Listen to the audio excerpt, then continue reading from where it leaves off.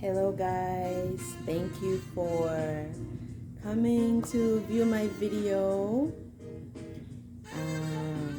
I am not good at talking on camera, but I'm gonna try my best. Still not good at it. Alright, first and foremost guys, my name is Milka Saboa. Yes, I'm from Uganda, but I'm currently living in the United States. And yeah, I just want to start this YouTube videos to talk about things that I care about the most, or things that I'm passionate about the most, things that I'm pursuing in my life that are important to me. That's why I'm starting this YouTube channel. Well, I've had a YouTube channel. You can go view my past videos, but sometimes I just get an inclination to talk about very important things in my life that are life transforming, or I feel like they're gonna transform other people's lives as well if I share my experience, if I talk about it, and hope that other women or men or families will be inspired by my experiences, and also to just make a diary for myself, for my future, have videos I can go back and look on, see my growth, see where I was in the past and how I am now in the future. Also for my children, leave them like a little video journal. So I like to talk about things that are so life transforming, and I like to also talk about things that I do that I feel like are out of the norm in my society or culture or economy, whatever's going on in the world, things that are considered to be out of the norm. You know, I like to pursue them. I like to research about them. I like to ask questions about those things and see if it's something I can take on, something that I can do. All right. So first, guys, hello again. Like I said, I'm new to making videos and editing and YouTube videos, but hey, we're here for the ride. I'm gonna grow. I'm gonna do my best as I learn how to do editing and video making and all of those things. So I had to take a pause, but I'm back. So guys, before I get into the topic that I wanted to talk about today, I want to first show you my jewelry that I made, handmade myself, from my jewelry line called Precious Prosper Jewelry. I love to make jewelry out of shells, you know. When I visit the beach, I love collecting shells. I love collecting rocks, you know, those little sea rocks, and anything out in nature that looks like it can be turned into jewelry. I'm gonna grab it, I'm gonna take it home, and I'm gonna create something out of it. So this is one of my favorite. Let me see if I can get the lighting a little bit right here. Make it a little dark. Yeah, this is one of the shells I collected at the beach. It's so beautiful. I made it into a necklace and I wear it. It's just big. Just, you know, accentuates this whole area. It just makes a statement. So I just want to introduce it. No, I'm not currently selling them right now. I'm just creating many of them. I'm just creating a lot of them, and then hopefully I can, you know, sell them to my friends, my loved ones, people who care to buy them and who appreciate them. Yeah, and I also make little bracelets too. I made this one as well. It's my little Precious Prosper jewelry bracelet. I hope you guys love it and think they're beautiful. Yeah, so thank you everyone again for joining me. What I wanted to talk about today is my journey to trying to have a home birth.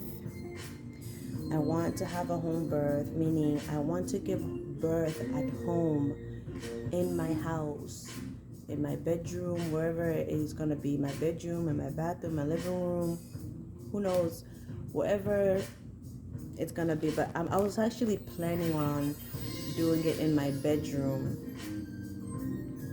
just in case, you know, my children are still around in the living room area. It can happen at night. It can happen anywhere. You know, I'm gonna be giving birth at home. I want to talk about why I made that decision, what led me here. Why ain't I going to the hospital? I've been telling people like, oh yeah, I'm gonna give birth at home. But like, oh, that's so unsafe. And then they also said things like, that's so illegal. It's illegal in the state of Massachusetts. Look at these. These are just growing. It's illegal in the state of Massachusetts. That's where I live in Massachusetts. Or it's just so taboo, you know? It's so taboo to give birth at home. Even though many women do it, you would be so surprised to find out about the amount of women who actually give birth at home. Many women give birth at home. Many mothers give birth at home. Even if you just search on YouTube, search on Google, you can find like thousands of women who actually are giving birth at home. And after doing some research, I found out that it's actually on the rise because of everything that's going on now, with the hospitals and with COVID-19, and also the treatment Black women get in the hospitals, you know. And I'm not trying to make this a race thing. It's not all bad, you know. The hospitals are not all bad, you know. I'm not trying to make it about like one or the other, or like this one's better than the other, but I'm trying to explain why I wanted to do it. And it's not to shame other women who go to the hospital or have other means. I have my own personal reasons as to why why I want to give birth at home. Yeah, so I want to be talking about it as time goes on. I don't want to like load the video with information. I want to make a short video, give a short introduction, a little info as to why I personally want to give birth at home. And then as, you know, the things happen naturally, as I become more confident talking on the camera and making YouTube videos and all that, I will give more explanations, give more research topics about home birth, talk about what I'm learning, and also talk about what I plan on doing, what's going to work for me. There's a fly flying around here.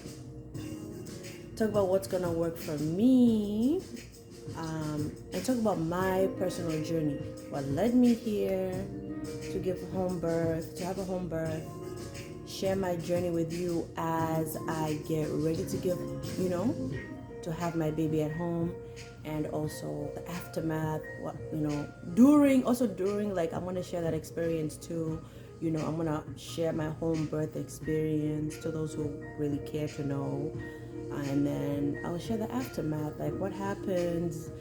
I know there's questions like, what happens after you give birth to the baby at home? Do you then go to the hospital? Can you stay home?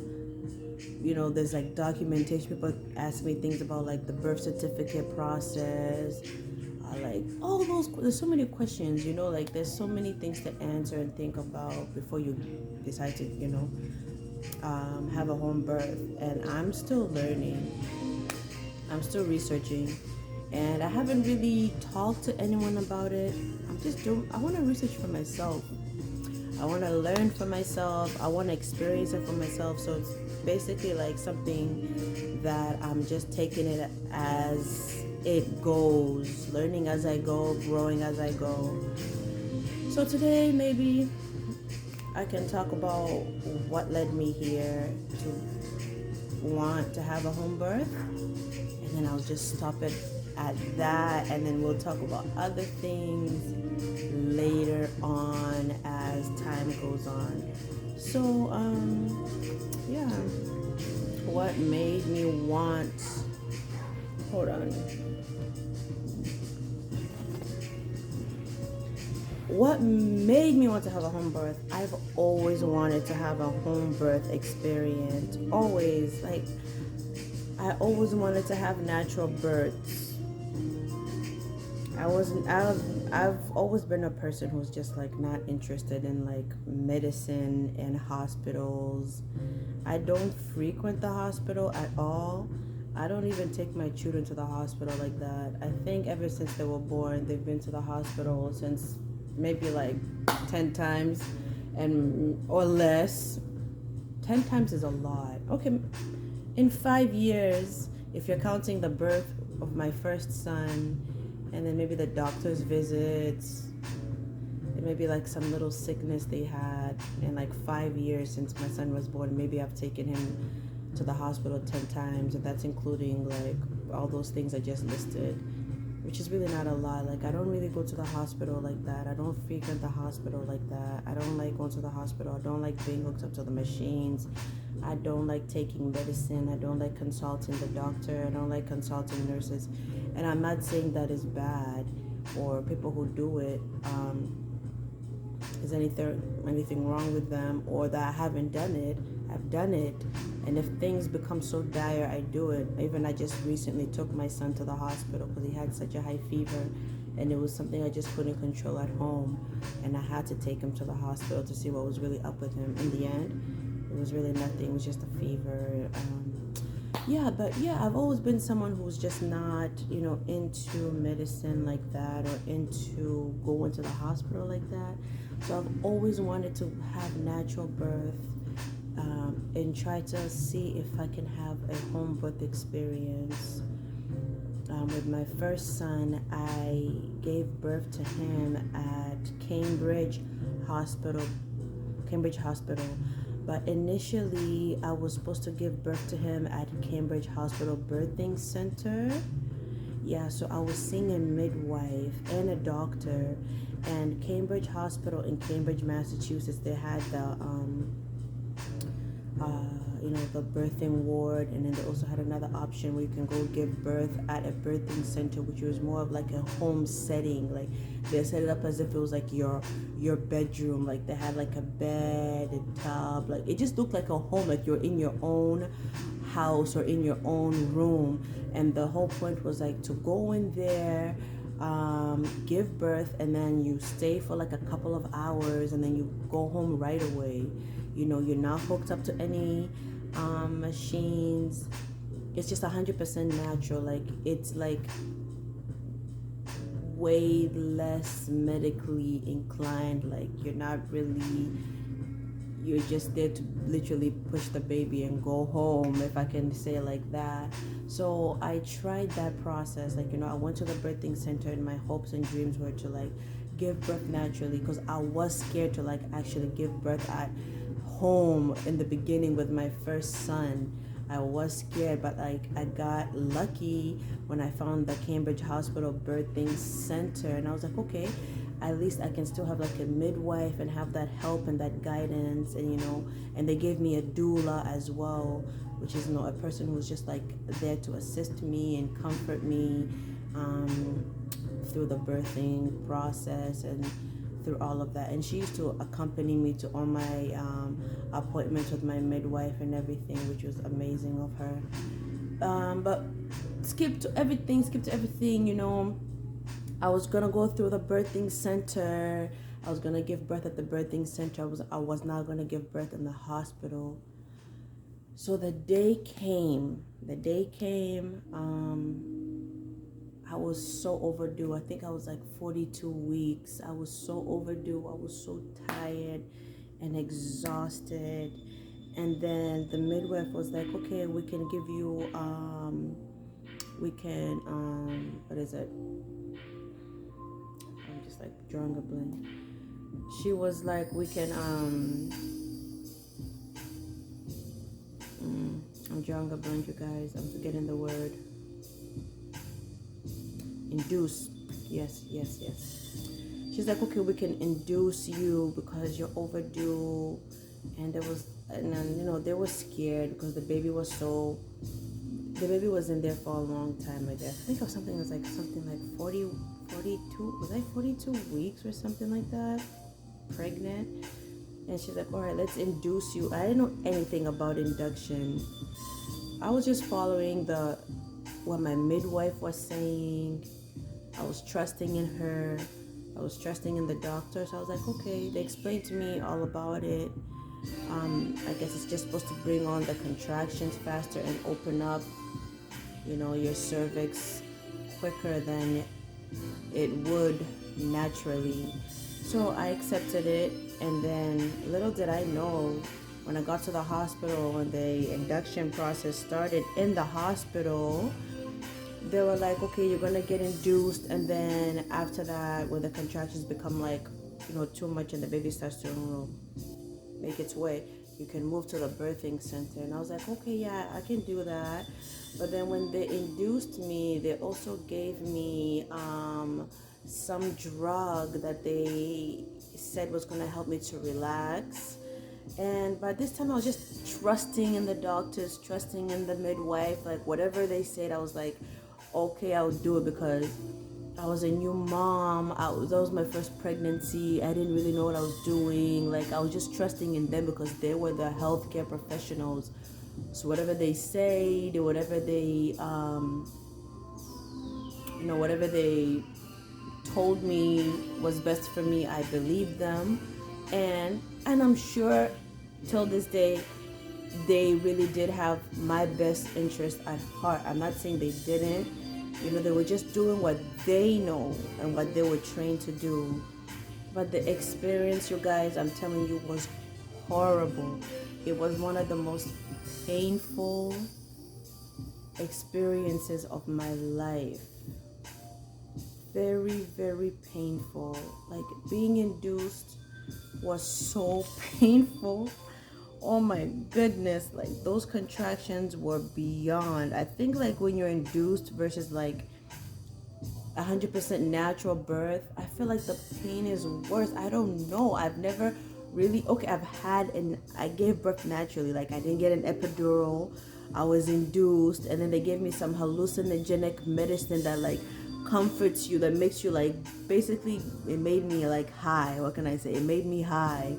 So yes, I still had a natural birth. Like, I still felt all the pain of the contraction. I still gave a natural vaginal birth, but I still feel like I was medically like induced. Like, I was induced through. They gave me a drug to induce me, and then they also gave me some hallucinogenic medication that made me all drowsy and weird.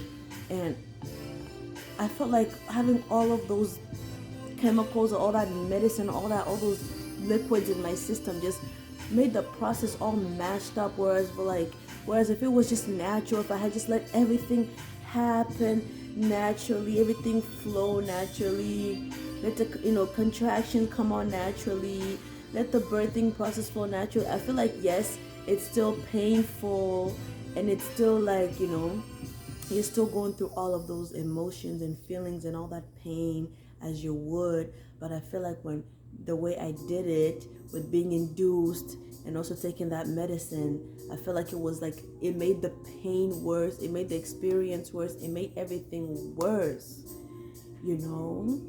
There were side effects. To taking those drugs to push me along and giving birth to my son. There was like some side effects. So I didn't like it. And then I'm skipping the most important part. And once, it's like I was tricked. It's like they tricked me, because it's like they didn't really want me to go to the birthing center. Sometimes I don't want to make things about race, but sometimes I feel like, I don't know. I just feel like I was ignorant. I was a new mom. I was ignorant. It's like, as soon as I took that hallucinogenic medicine, I have to get the name of it. I'm gonna get the name of it and talk about it on my next video. Once I took that hallucinogenic medicine, they're like, you can no longer go to the birthing center because now you're on an IV and that medicine is, getting dripped. And, it was a drip. It was getting dripped into me. So now I was already like hooked up to the machine. I was getting a drip. Even when I was getting induced, like, all of that stuff that hooked me up to the machine. I was, heart monitor, this monitoring me. So they were like, oh, now that you took that medicine and now that you've been induced, like, we just feel like you can't go to the birthing center because you're just not able to. I was out of it. Like, that medicine made me I was out of it. So I was really not even able to know what's going on. Like, people were just talking to me, but I was like, I was out of it. I wasn't.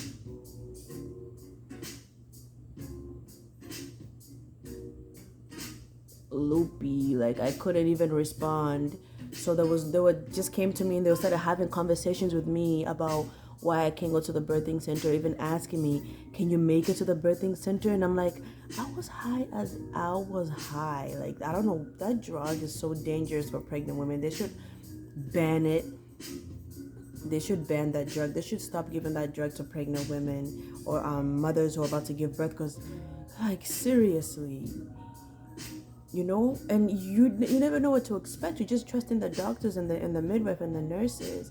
So of course, like, you're just gonna take it because you're new, you're ignorant. And I was so young. My husband was young too. We were just trusting, we didn't know. But that experience was so traumatic. So that's what it was. My son came out. I gave birth to my son. I pushed him out.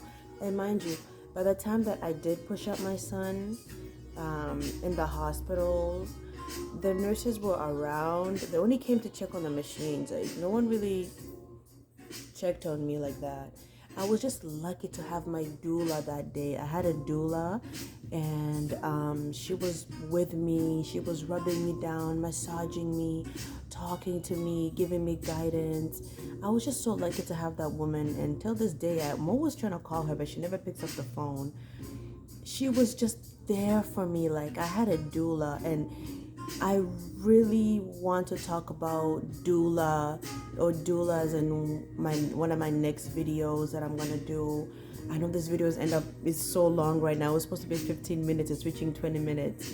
So guys, I want to sum it up. I did have a doula in the bedroom, in my hospital room, and if it wasn't without her, and if it wasn't without my husband there too, who was one of my greatest support systems. He really supported me. He stayed with me throughout. If I didn't have them, I swear I thought I was dying. Like, I really thought I was dying. When I pushed up my son, I swear, like, I thought I died for like a minute. Like, I went to the spiritual realm and resurrected. I really did, because the pain from that induction and that medicine, it was too much, man. But little did you guys know. I'm telling you, I'm saying all these things, but when I gave birth to my second son, I went through the same process again. But that's a story for another day. I went through the same process again with giving birth to my second son, the induction and that hallucinogenic medicine. Man, it's life. Anyways, I'll explain that later. But by the time I pushed up my son, like, his head was already like out when the doctor came. So that doctor was also irresponsible. It was weird. The nurses only came to really check on the machines. No one was really checking on me that much to see what was really going on. Like, when my son was ready to come out, he was already out. Like, I was already pushing without even knowing I was pushing. His head was like literally out. And then the nurse called the doctor. She's like, oh, the head is out. The doctor came running. And then within like a split 2-3 minutes, boom, they just helped me guide him out. I pushed him out, boom, he was born.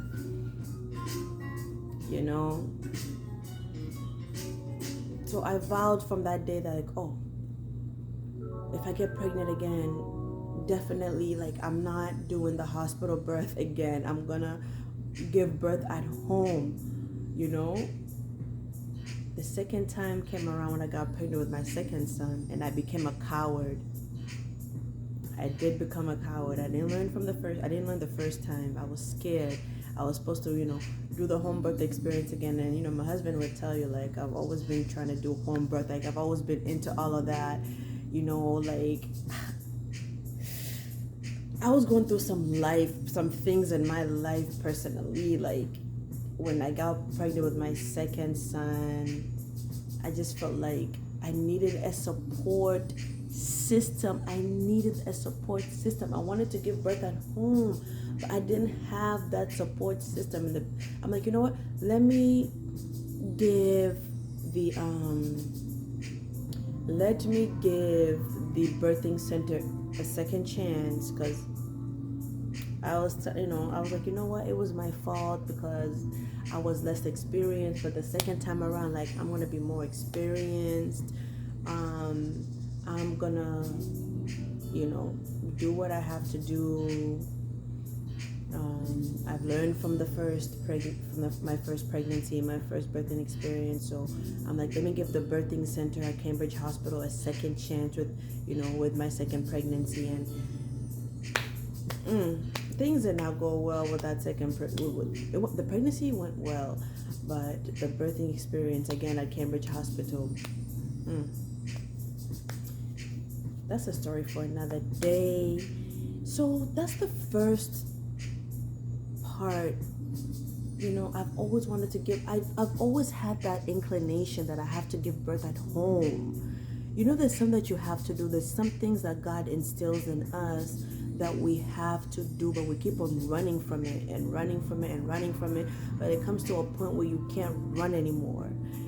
So God instills things in you, life missions, life purposes, things that you were born to do particular things, or you're born to live a particular life and make particular moves on planet Earth. And sometimes, like, through a series of life events, the way you grew up, the people in your life, your society, your culture, and the bigger picture at large, you just end up running away from what you were meant to do. And those things don't have to always be like big or major. It can be things that are small and personal to you that can make a big impact in your own life. It's supposed to maybe change you, to take you to the next level. Like, you're meant to do that thing so you can progress to the next level in your life. Like, people know what those things are. Or it's supposed to maybe change your people around you. Maybe it's supposed to impact your family, impact your society, impact your community, just by the decisions that you make in your own life and the way you live your life. The way you choose to live your life can impact you, your family, your community at large. Yeah, so for me, that's what I feel like with giving home birth. I'm gonna get more in depth with it, when I talk about my second son, phase 2 of this conversation, what happened there, and just talk more in depth about why I feel like it's my calling to give birth at home for me personally, why I feel like it's my calling really, and learning about that calling. And finally, pregnancy number 3, here I am, finally gonna do it, and really now finally understanding why I felt like I'm called to do this. Whereas before, I didn't really know why. I had an inclination as to that I want to do it, but I didn't have any purpose to it. Like, I didn't really understand why. But through experiencing my 2 past pregnancies and life experiences, that finally led me here to finally be at this point where I feel like I can now do it. Yeah, so that's where we are, guys. I know I've talked for a long time, and I'm always gonna talk for a long time. I'm still learning, like I said, on how to make those nice, short, quick, informational YouTube videos. But as for now, this is where we are. Thank you for listening to me. Thank you for taking your time. For those who finished my video, really, thank you. And even if you listen to 5 to 10 minutes of it, thank you so much. So guys, thank you. check me out. Check me out on my Instagram. Check me out on my YouTube. I'm always talking about my experiences there. Love everybody. Love you all. Thank you for just,